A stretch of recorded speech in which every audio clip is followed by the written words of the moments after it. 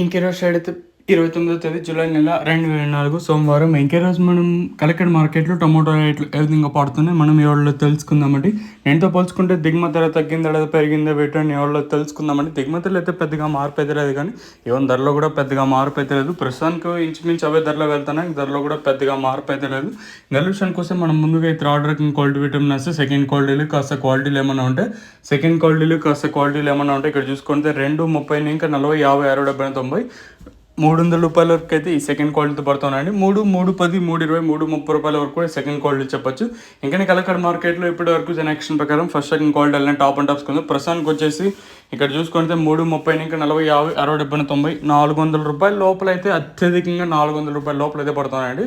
ఇంకా మండీకి 1-2 లాట్లు మాత్రమే 400 రూపాయలు కాటిన ఇంకా 430, 450 అయితే సూపర్ టాప్ ఫైన్ క్వాలిటీ అయితే పడుతుందండి.